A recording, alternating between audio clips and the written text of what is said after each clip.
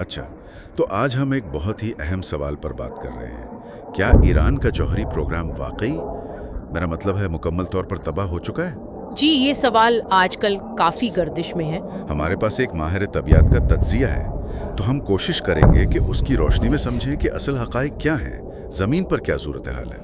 बिल्कुल। और देखें, सबसे पहले ये समझना ज़रूरी है कि जौहरी प्रोग्राम सिर्फ ये नहीं कि चंद इमारतें खड़ी हों। ये एक बहुत ही फैला हुआ एक पेचीदा निज़ाम होता है। हाँ, ये बात अहम है। ज़रा इस पेचीदगी को खोलें अगर, मतलब ज़राए क्या कहते हैं, किस किस्म का निज़ाम होता है ये? देखें, इसमें हज़ारों की तादाद में सेंट्रीफ्यूजेस होते हैं। आप समझें, मशीनें जो यूरेनियम को अफजूदा करने के लिए बहुत तेज़ घूमती हैं। अच्छा। फिर मीलों लंबी पाइपिंग का जाल होता है। दर्जे हरारत, दबाव, उनको काबू में रखने के लिए इंतहाई हसास कंट्रोल सिस्टम्स चाहिए। बिजली की फराहमी भी आम नहीं, ख़ास और मुसलसल चाहिए। और एक ख़ास माहौल, यानी ये कोई आम सी फैक्ट्री नहीं लगा सकते आप। सही, यानी ये बहुत ही मखसूस किस्म का सेटअप है। बिल्कुल। और फिर जिन तनसीबात की बात हो रही है, जैसे नतंज है, फुर्दू है, जहाँ ये यूरेनियम अफजूदगी का काम ज़्यादा होता था, जी जी। वो तो आम इमारतें की ही नहीं, उन्हें तो ख़ास तौर पर बनाया ही इसलिए गया था कि हमलों से महफूज रहें। अच्छा, किस तरह से? ज़राए यही बताते हैं कि ये पहाड़ों की नीचे बनाई गई थीं, गहरी चट्टानों के अंदर, ताकि ऊपर से कोई हमला हो तो असर ना हो। ओह, तो मतलब काफ़ी मजबूत बनाया गया था उनको। जी हाँ, बिल्कुल, डिज़ाइन ही यही था। तो फिर ये जो बंकर बस्टर बॉम्बों की बात हुई, जो ज़मीन में गहराई तक जाकर फटते हैं, उनका क्या असर हुआ होगा? क्या एक दो बम काफ़ी हैं ऐसी जगहों को तबाह करने के लिए? देखिए, ये एक बहुत अहम नुक्ता है। तज्जिया निगार तो यही कह रहे हैं कि जो सैटेलाइट तस्वीर हैं या जो रिपोर्ट सामने आई हैं, हाँ? उनसे तो यही लगता है कि ज़्यादातर नुकसान ऊपर की सतह पर हुआ है, इमारतों को या तनसीब के कुछ बाहरी हिस्सों को। लेकिन जो असल मशीनरी है, सेंट्रीफ्यूजेस वगैरह जो ज़ेरे ज़मीन है, वो शायद बड़ी हद तक महफूज रही हैं।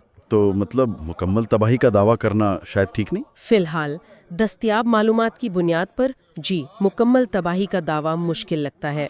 और एक और बात जो सामने आई कि हमलों के बाद कोई बड़ी तापकारी नहीं फैली, इसकी क्या वजह थी? जी, उसकी वजह सादा है।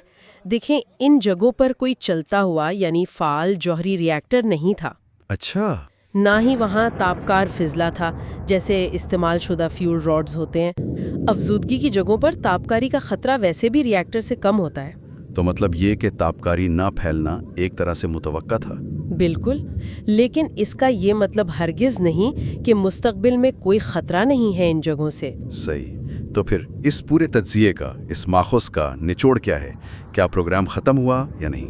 नहीं, तज्जिया निगार का वाज़े मौक़िफ़ है कि प्रोग्राम ख़त्म नहीं हुआ। अच्छा, क्यों? तो यूरेनियम का ज़ख़ीरा, दूसरे सेंट्रीफ्यूजेस, चाहे कुछ ख़राब हुए हों, बाकी तो होंगे। तीसरे, तरबियत याफ्ता साइंसदान और टेक्नीशियंस। चौथा, पूरे सिस्टम का डिज़ाइन, यानी कि इल्मी असासा, नो हाउ। और पांचवा, जो शायद सबसे अहम है, वो है अज़्म और वक्त। अज़्म और वक्त। जी, तज्ज़िये में यही कहा गया है कि असल ताकत शायद मशीनों से ज़्यादा इस इल्म, डिज़ाइन और इरादे में है, जिसे तबाह करना बहुत मुश्किल है। ये तो बड़ी दिलचस्प बात है, यानी सलाहियत अभी भी मौजूद है।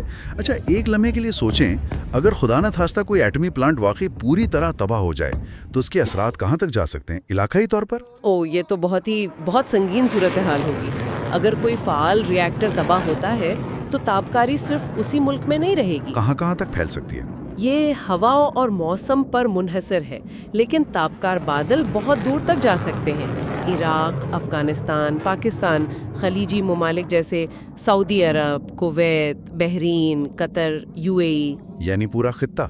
जी हाँ, तुर्की, वस्ती एशियाई ममालिक तक भी असरात जा सकते हैं।